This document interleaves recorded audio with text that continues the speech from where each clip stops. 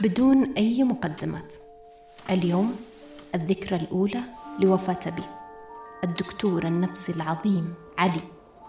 يقولوا أن أبي شهيد لأنه مدني ومات في حرب وما كانش مع أي طرف من الأطراف. هذه أمي، ذكرى، وهي ذكرى من صدق، من لما مات أبي وهي موجودة جسد فقط، ما تردش على كلامي، ما تتكلمش مع نفسها أصلا، عايشة معها بس هي مش عايشة معي، عايشة مع ماضيها مع علي. ليش ختم به هنا يما؟ باخذه عندي عشان ما يضيعش. يمكن تسألوا نفسكم وين رايحة الآن؟ بقول لكم عادي، اليوم ذكرى وفاة والدي اللي كان طيب جدا، بس الموت ما يفرقش بين الطيب والسيء. المهم اليوم بروح أزوره. غريب، دائما استغرب كيف هذول الناس عايشين عادي، ما تأثروش بالحرب، ما يزعلوش مثلا. ناس غريبة من صدق، حتى اليوم شكلهم أغرب. إيش في؟ ما لي مش قادرة أتحكم بتوازني.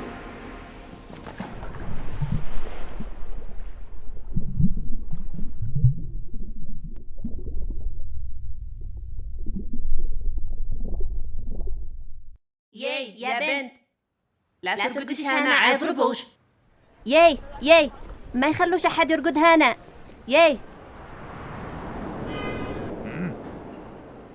عم طاهر، فايزة، سلامت يا بنتي، مالش؟ مدري والله مالي، فجأة تعبت. تشتي أسعفش؟ لا أحس لو أدخل أرتاح عندك شوية بس، يعني لو ممكن. حيا بش، تفضلي.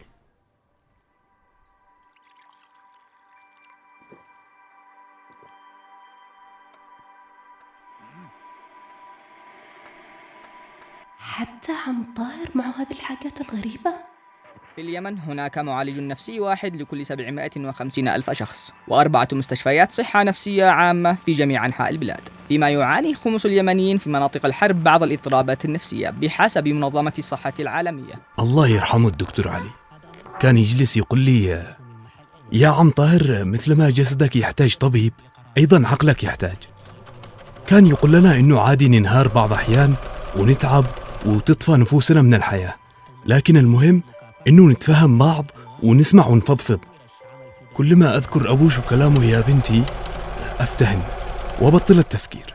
كان يقول: لو سقطت السماء ما حد عايش إلا اللي فوق رأسه. أو كيف يا عم طاهر؟ الله يرحمك يا أبا، إيش فعلت لهذول الناس؟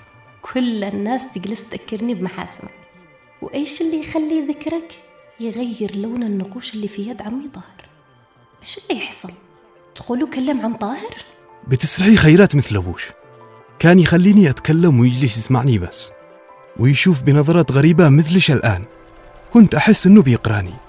شكلش عتوقعي دكتورة مثله. يعني ما قد قررتش للآن؟ يلا سهل، عادش صغيرة. أهم شي يا بنتي ادرسي الحاجة اللي تحبيها، ساعة ما كان يقول أبوش. حاضر إن شاء الله. أحس إن قدني أحسن الآن وأقدر أمشي. شكرا يا عم طاهر. تحتاج مني حاجة ولا شيء؟ ولا شي، سلامتش يا بنتي. انتبهي لنفسك، ولو احتجتي أي شي قوليني. الله يحفظك، من صدق ما تقصرش. من لما مات بي وأنا أشوف الناس كلهم عادي، ناس كادحين ساكتين، تنهدم بيوتهم بالليل ويبنونا بالصباح عادي، بس عمري ما قد شفت عرضهم هذه الحاجات. أحسهم تعبين، صح إني والكل مكابرة، إلا أني أعترف إني تعبة، يعني مش زيهم بس تعبانة. هذا المستشفى اللي كان يشتغل فيها بي، أدخل أسلم على زملائه، قد اسمي سلمت على عم طاهر اليوم. لحظة، حتى المكان منقوش بحاجات غريبة وألوان مختلفة. ليش عادوا شغال أساساً؟ أبي الله يرحمه كان يقول إنه صندوق الأمم المتحدة للسكان غلق 80 منشأة صحية من أصل 180، وأنتوا تخيلوا بعضهم كان يقدم خدمات إنسانية وعادهم يقولوا إنه هذه السنة احتمال يغلقوا أكثر. يا الله كيف قضى الوضع بعد الحرب، اكتئاب ومشاكل نفسية ومفيش دكاترة كثير. عاد على أيام أبي كان الوضع أشكل، دكاترة أكثر على الأقل. طيب، اللي افتهم لي للآن إنه كل النقوش كأنه هي المشاكل النفسية اللي يعانوا منها الناس أساساً، وإن اختلاف الألوان له دخل بالوضع نفسه. يعني لو الألوان خفيفة فاتحة يعني إنه الإنسان ما له شيء، لكن لو الألوان غامقة تحس إنه شكل حالته سيئة، تحس إنك تخاف عليه من نفسه، ممكن يؤذي نفسه. بس وين الممرضات؟ في حد بمكتبه بي من هذولا؟ أها، قدوا حق الممرضة. إيش اللي يحصل؟ لما يتكلم تبدأ ألوان النقوش تتغير. أها، يعني الموضوع عندكم بالوراثة. عفواً، أنا مروى، اشتغلت مع أبوش بعد ما تخرجت من الجامعة. حتى أنتي بتشوفي كل شي صح؟ إيش قصدك؟ قصدي شايفة كل شي منقوش عليا. أنتي عارفة الآن حالتي النفسية. قصدك الألوان والنقوش؟ بالضبط. أبوش كان يعرفه الكل، عشان هكذا كان قوي شاطر ويعرف كيف يتعامل مع الناس، وكان الكل يحبه، وكان عنده وعي كامل بالصحة النفسية، بالذات القصص المخيفة اللي كانت تجي. يعني هتصدقي إنه من المرضى الموجودين رجال عمره في 30 قتلوا أبوه أمام عينه وما عاد قدرش يتكلم من وقتها. هذا غير إنه في واحد وقعت له رصاصة في يده قبل 5 سنوات، تخيلي. ومن يومها وهو يعاني من اكتئاب، حتى أبوه ما عاد قدرش يدفع فلوس علاجه. إيش في؟ يعني الأهل مش مستوعبين إن ابنهم مريض يحتاج علاج؟ الأهل قصتهم قصة يا عزيزتي. أغلب الأهل لما يتعب ابنهم نفسياً يعتبروه عار وإنه أضعف من غيره، مش ملتزم دينياً أو فيه مس أو جن أو سحر، ومش طارح في راسه إنه زي ما الجسد يتعب وتشله عند دكتور، برضو العقل يتعب وضروري تشله عند دكتور. يا شيخة، أعرف عائلات إذا ساءت حالة ابنهم أو بنتهم قوي ممكن يقيدوه أو يخلوه في غرفة بعيدة عن كل غرف البيت ويعزلوه عزل كامل. يقيدوه ويحبسوه في غرفة لوحده؟ ليش؟ إيش فعل؟ حرام أساساً. هل هو بيده؟ والحكومة وين من كل هذا؟ الحكومة؟ والله يا عزيزتي، اللي سمعت إنهم قالوا حاليا الصحة النفسية مش من اهتماماتهم الرئيسية، لأن جهودهم الآن بتركز على إعادة بناء المستشفيات وعلاج جرحى الحرب والصحة الإنجابية. وقديش بتبصري كورونا كيف ربش الدنيا. فايزة، هذا أنتي؟ تعالي حية. كيف أنتي وكيف والدتك؟ إن شاء الله تكوني بخير. أحسب إنك نسيتيني لأني ما كنت شقي مع بكثير لهنا. الله المستعان. كيف أنساش يا بنتي؟ أبوش كان يقول دايما هذه البنت تعرف تدخل قلوب الناس وعادش صغيرة، من كثر ما كنتي بنت ملانها طاقة. الله يرحمه. الله يرحمك يابا. على فكرة معها نفس قوة أبوها. صدقي عدني بدأت استوعب إنها قوة الآن. أساساً كل شيء بدأ اليوم ومش عارفة حتى كيف حصل. طارحة خاتم أبوش عرض التعليقة حقش؟ أيوة حق الله يرحمه. خفت يضيع لما شفته فقط طاولة الصباح، فقلت أحطه فوقي وحسيت إنه أأمن مكان لبسته. وبتتساءلي كيف حصل كل هذا وكيف بتقدري تشوفي الحالة النفسية للناس. أبوش طرح لش الورث اللي تحتاجيه وشكلش قد المسؤولية صراحة، كلها مسألة وقت. أنا قد المسؤولية؟ لا حول ولا قوة إلا بالله. كيف قضى الوضع؟ قبل ما أمشي سألت عن الصحة النفسية في بلادنا ويا ريتني ما سألت.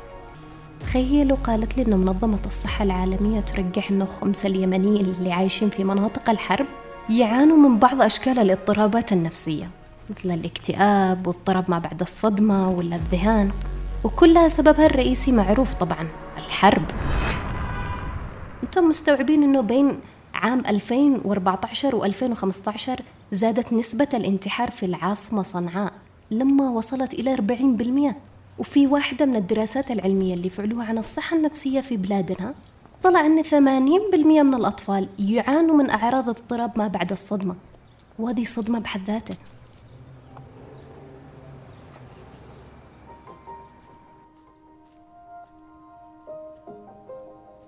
السلام عليكم يا أهل الديار، أنتم السابقون ونحن اللاحقون.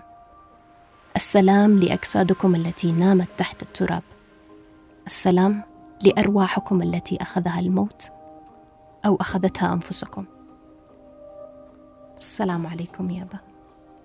تغيرت أشياء كثير من لما كنت معانا، كنت مؤمنة إن العالم بطل يهتم بالناس زي ما كنت أفعل. أحس الطريق اللي كنت أمشي فيه صعب، بس اللي سهله إني أشوف أثرك كل يوم قدامي، كل الناس اللي أعرفهم. طريق صعب بس مش مستحيل. سنة على فراقك يابا، كبرت فيها كم سنة لقدام. لليوم الصباح كانت نظرتي جدا مختلفة لكل اللي حصل، لكل اللي بيحصل. كنت فاقدة الأمل بحاجات كثير، بس أنت ملك المفاجآت كالعادة، دائما تثبت لي إنك موجود حتى لو ميت. لو بتسأل على حبيبتك فهي ساكتة من هذاك اليوم، موجودة بس غايبة بنفس الوقت، جسد بدون روح، مش قادرة تتقبل فكرة فراقك. بس أوعدك إني ببذل كل جهدي عشان أرجع ابتسامة اللي كنت دائما تتغزل فيه بالصباح. خليك دائما معي وأني بحاول أكون معاها.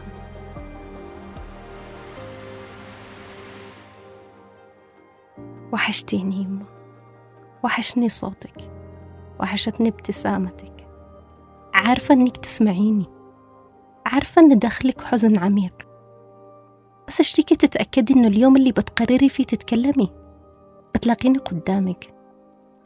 تذكري لما كان يشوفك أبي زعلانة إيش كان يفعل؟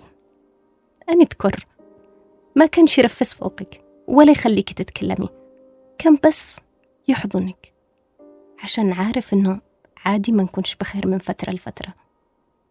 وهذا اللي بفعله الآن يما، بدون أي مقدمات.